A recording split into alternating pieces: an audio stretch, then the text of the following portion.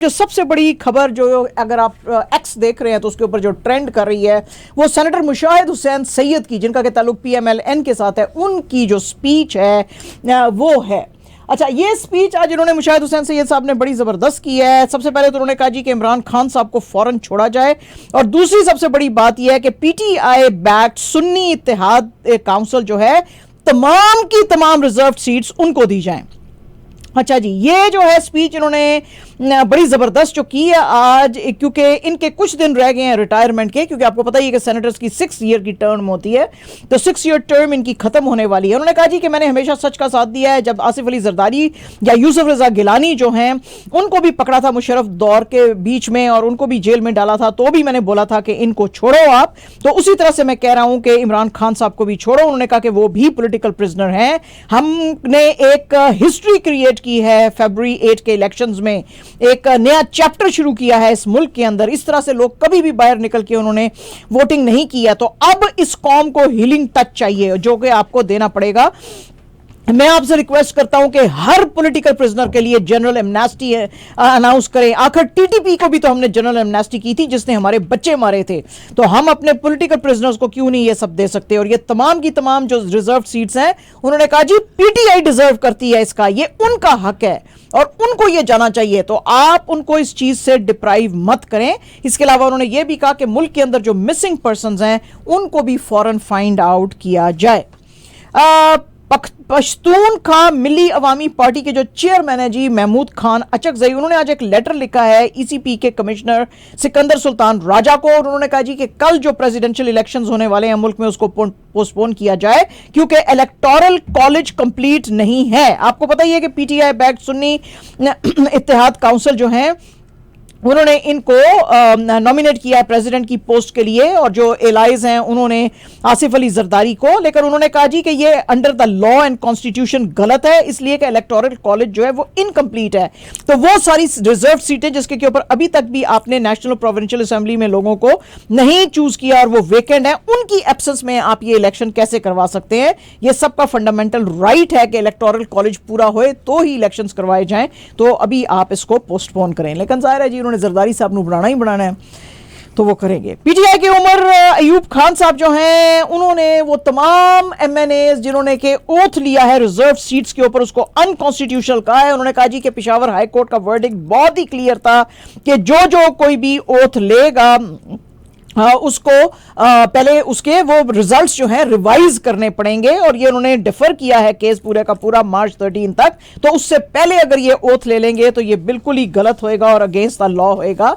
इसके अलावा जो नेशनल असेंबली के स्पीकर थे अयाज सादिक साहब, उन्होंने कहा जी कि मैं इनको ओथ दूंगा, और उन्होंने फिर दिया, जिसके के बाद उमर अयूब ने ये सारी बातें की। जाहिर है कि PTI बैक्ड SIC जो लॉ मेकर्स हैं उन्होंने वो कहते रहे कि ये गलत है, ये इलीगल है और इसकी कोई लीगल स्टैंडिंग नहीं होएगी, लेकिन जी अयाज सादिक साहब ने बिल्कुल उनकी एक भी नहीं सुनी। इसमें बात करते हुए उमर अयूब साहब ने कहा कि पाकिस्तान के अंदर जो है वो रूल ऑफ लॉ होना चाहिए। कैसे आप कंट्री को without rule of law run करेंगे, और ये सिस्टम जो है ये बिल्कुल इस तरह से वर्क नहीं करेगा। बयान की कह सकते हैं बीबी जरदारी साहब जो हैं जी, आज उन्होंने अपने वालिद साहब आसिफ अली जरदारी की बड़ी तारीफें की। आज उनकी मुलाकात थी मरियम नवाज साहिबा से, और पंजाब असेंबली में खिताब करके वो आए थे। वहाँ पे खिताब करते हुए मरियम नवाज साहिबा के साथ उन्होंने कहा जी कि हम सबको जो है आसिफ अली जरदारी के साथ खड़ा होना चाहिए क्योंकि ये सबका फेवरेट कैंडिडेट है। क्या कह रहे हो पैन अब? अच्छा जी, चलो ठीक है। वो कहते हैं जी ये आपका आसिफ अली जरदारी आपका वैसे ही ख्याल रखेगा जैसे उसने मेरा ख्याल रखा है। पैन ये भी आप क्या कह रहे हो? क्या कह रहे हो आप? क्या कह रहे हो? है तबीयत ठीक है? सर के सर में दर्द है? What is this? कहते जी जिस तरह उसने मेरा ख्याल रखा है वो आपका भी ख्याल रखेगा, और जो है ये एक हिस्ट्री क्रिएट करने जा रहे हैं, ये दूसरी दफा प्रेसिडेंट बनेंगे। और जो है वो कहते हैं जी कि ये जो प्रेसिडेंट होता है ये सेंटर में होता है, ये फेडरल हेड होता है, तो ये सबका हेड बन के रहेगा। तो इस मौके पे जो पंजाब की चीफ मिनिस्टर हैं मरियम नवाज साहिबा, उन्होंने भी बड़ा इनका बिलावल साहब का शुक्रिया अदा किया कि पायन तुसी साडे घर आए हो, बहुत शुक्रिया। और इससे ये जो हैं इधर आए हुए हैं इनसे मिलने, और PPP का दूसरा डेलीगेशन जो था वो गया हुआ था which was headed by Yusuf Raza Gilani to meet साडे मौलाना फजलुर रहमान साहब, क्योंकि उन्होंने आजकल बड़े स्यापे पाए हुए हैं। तो उनको वो कहना चाहते हैं कि कल जो प्रेसिडेंशियल इलेक्शन हो रहा है उसमें सपोर्ट करें आप आसिफ अली जरदारी को। तो बयान देखेंगे क्या आएगा। ISPR की आज एक प्रेस रिलीज आई है जी, और इसके मुताबिक जो chief of army staff Asim Munir साहब हैं वो आज अवारन के एरिया में थे बलूचिस्तान के अंदर, और उन्होंने कहा जी कि success of Balochistan is success of Pakistan. हम बड़े प्राउड हैं ब्रेव लोग जो हैं बलूचिस्तान के, because they have fought against all odds, और पाकिस्तान मिलिट्री और एनफोर्समेंट एजेंसीज जो है हमेशा आपके साथ खड़े रहेंगी, यहाँ पे पीस और प्रॉस्पेरिटी लाएंगे और आपको सिक्योरिटी देंगे। पैन अज तक तो दी नहीं, 50,000 उत्थे धमाके हो गए कोयटा दे विच, की गल्लां कर रहे हो तुसीं भी? व्हाट इज दिस माजिद भाई, व्हाट इज दिस? ये कैसी बातें हो रही हैं पाकिस्तान में? और उन्होंने कहा जी वो एल्डर्स जो थे वहां के बलूचिस्तान के उनसे मिले, और उनकी जो फैमिलीज ऑफ शोहदा हैं उनसे मिली, और उनको कहा जी मिलिट्री आपके साथ खड़ी है, जैसे माजिद भाई मेरे साथ खड़े हैं, काम शाम कुछ करते नहीं है। तो उन्होंने भी पाया कुछ करना नहीं है। बहरहाल जी चीफ ऑफ आर्मी स्टाफ साहब ने कहा कि जनाब हम आपकी जो सेक्रीफाइसेस है उसको बड़ा रिच ट्रिब्यूट्स पे करते हैं और हम आपके लिए बड़े प्राउड हैं। यानी तुसी भी साढ़े वास्ते प्राउड फील करो है जी। तो ऐसे आज हुआ। और जनाब इंडिया के ऊपर आज बैक टू बैक जो हैं 2 रिपोर्ट्स आई हैं। एक रिपोर्ट आई है वी डैम की, ये जो है वैराइटीज ऑफ डेमोक्रेसी रिपोर्ट है, और दूसरी रिपोर्ट आई है मॉडर्न डिप्लोमेसी की, जो कि एक आपको पता ही है थिंक टैंक टाइप का एक ऑर्गेनाइजेशन है। जो पहली आई है वी डैम, उसने कहा है कि हिंदुस्तान 40 to 50% नीचे खड़ा है तमाम जो 179 कंट्रीज का हमने जो आंकड़ा निकाला है डेमोक्रेसी के ऊपर, उसमें ये this is exactly in between niger जो कि सिर्फ डेमोक्रेसी में बेटर है, एंड आइवरी कोस्ट जो कि वर्स है, उसके बीच में हिंदुस्तान खड़ा हुआ है। उन्होंने कहा जी कि 2013 से लेके अब तक हमने ऑटोक्रेसी सिर्फ हिंदुस्तान के अंदर देखी है। हालांकि वो कहते हैं हमारे मुल्क में जो है वो डेमोक्रेसी नहीं, डेमोक्रेसी है, बिल्कुल यहां पे डेमोक्रेसी नहीं देखी जा रही है। There is constant decline in democracy in that country. और ये जो ऑटोक्रेसी है ये 2018 के बाद बेतहाशा बढ़ गई है, और ये जो आंकड़ा था 2018 से 2023 तक का था। इसने उन्होंने कहा जी कि 42 कंट्रीज जहां पे ऑटोक्रेसी चलती है, which is home to 2.8 billion people, which is 35% of the world's population. इस पूरे के अंदर हिंदुस्तान का जो हिस्सा है वो 18% ऑफ वर्ल्ड पॉपुलेशन है, एंड एज अ रिजल्ट अगर वहां पे ये ऑटोक्रेसी है तो इसका नंबर बहुत ज्यादा, यानी कि इसका जो वॉल्यूम है बहुत बढ़ जाता है। वो कहते हैं जी इस तरह की ऑटोक्रेसी 1975 के पास देखी गई थी जब इंदिरा गांधी ने इमरजेंसी लगाई थी, वरना इस डेमोक्रेटिक कंट्री में कभी इस तरह की देखी नहीं गई। It is a 1.4 billion citizen country which is under autocracy at the moment. वो कहते हैं जी कि हिंदुस्तान की जो रैंकिंग है also as a global soft power index, वो भी बहुत ज्यादा नीचे आ गई है, 29th पोजीशन पे आ गई है, पहले 27-28 पोजीशंस पे होती थी। और वो कहते हैं जी कि इंडिया वैसे तो बड़ा इन्फ्लुएंशियल है अपने रीजन में, लेकिन जो इसका सॉफ्ट पावर का पोटेंशियल था वो ये दिन ब दिन खोता जा रहा है बिकॉज ऑफ ये जो कर्ब्स लगा रहे हैं, freedom of movement and expression and democracy जो इधर खराब हो रही है उसकी वजह से। राहुल गांधी जी जो हैं जी आज वो गुजरात में थे अपने भारत जोड़ो न्याय यात्रा के सिलसिले में, और उन्होंने कहा जी कि मोदी जी की गवर्नमेंट कुछ भी नहीं कर रही है। उन्होंने क्वेश्चन किया कि ये जो 16 लाख करोड़ के ये जो कॉर्पोरेट डेट्स माफ किए गए हैं जी मजिद भाई, 16 lakh crore, oh my God what is this, सानू कितना चाहिए? $1 मिलियन। 16 लाख करोड़ के ये जो कॉर्पोरेट डेट्स माफ किए गए हैं, ये किसके कहने पे माफ किए हैं? उन्होंने कहा जी कि ना तो ट्राइबल्स, ना तो दलित, ना तो ओबीसी यानी कि अदर जो बैकवर्ड क्लासेस हैं उनको इसमें कोई फायदा नहीं हो रहा है। ये आज गुजरात के झलोट एरिया के अंदर बात कर रहे थे। उन्होंने कहा जी इनमें से कितनों ने स्टार्टअप शुरू किए हैं या उनको हेल्प की गई है स्टार्टअप शुरू करने के लिए, जबकि जो है उसमें एक भी कोई जो गरीब बंदा नहीं है, बल्कि ये इन सबको कंट्रोल करती हैं फॉरेन फर्म्स। उन्होंने आके अपने स्टार्टअप शुरू किए। अगर कांग्रेस गवर्नमेंट में आई तो 5,000 करोड़ के फंड्स देगी गरीब किसानों के बच्चों को, लेबरर्स को अपने स्टार्टअप शुरू करने के लिए। इसके अलावा 30 लाख गवर्नमेंट पोस्ट जो है अभी तक खाली पड़ी हुई हैं, कांग्रेस आके उनको भी फिल करेगी। और जो ये सेंटर वेवर देता है बड़े बड़े कॉर्पोरेट्स को, खासतौर पर भी रिसेंटली जो 16 लाख करोड़ के जो लोन्स दिए गए हैं बड़े बड़े कॉर्पोरेशंस को, ये सब के सब हम डायरेक्ट करेंगे गरीब लोगों के लिए,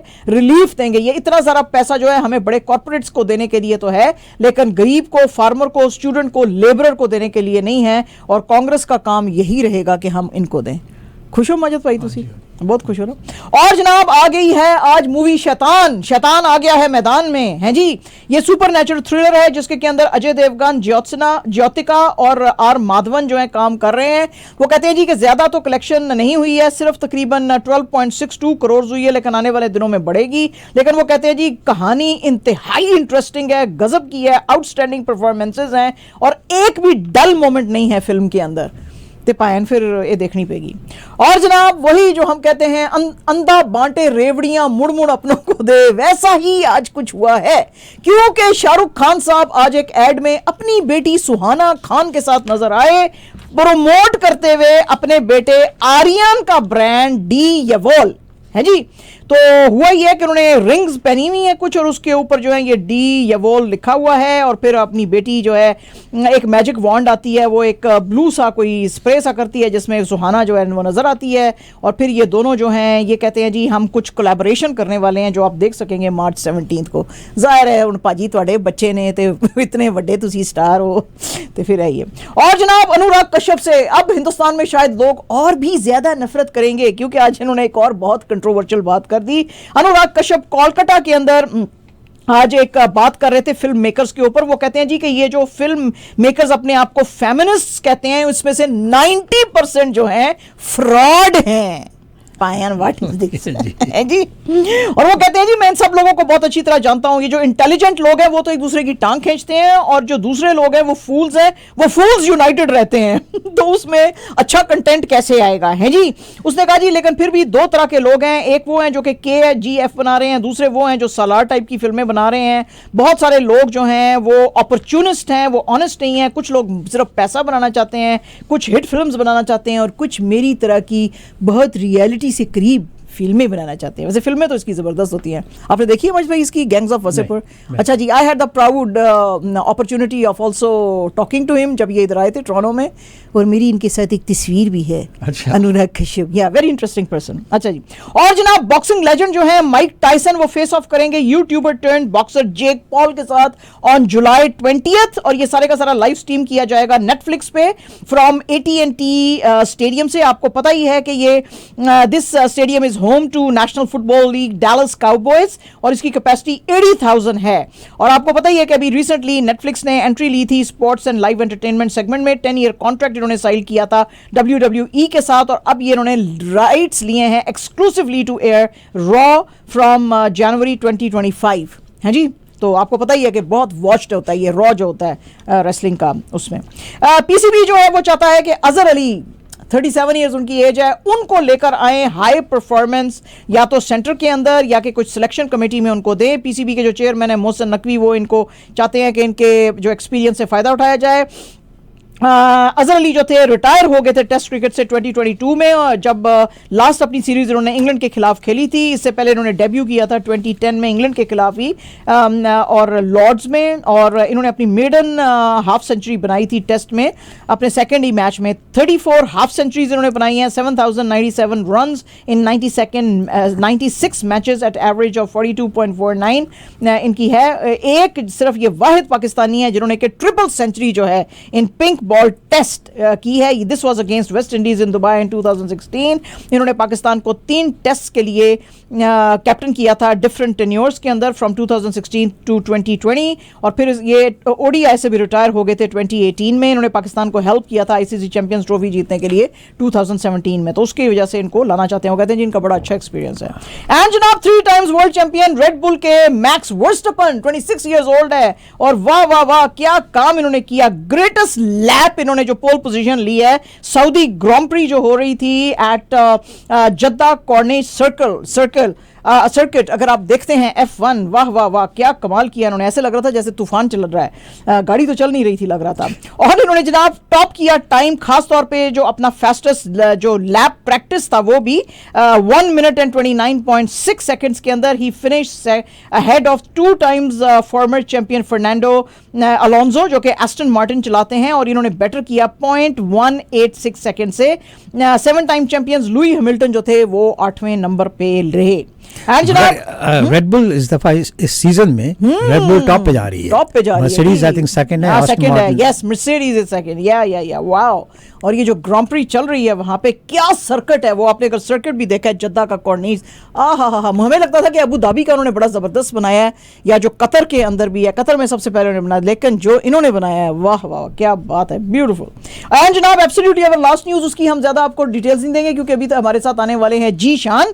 PSL 2024 पेशावर ज़ल्मी का आज मैच था क्वेटा ग्लैडिएटर्स के खिलाफ। पेशावर ज़ल्मी ने बनाया 196 फॉर 8 इन 20 ओवर्स और 76 रन से इन्होंने आज हराया क्वेटा ग्लैडिएटर्स को at Rawalpindi cricket stadium. Babar Azam ने बनाए 53, टॉम कॉलर कैटमोर ने बनाए 33, अकील हुसैन जो हैं उन्होंने 4 विकेटें ली फॉर 23 रन्स। तो Zalmi is doing good now. तो अब बाकी की डिटेल्स जो है हमें देंगे जी।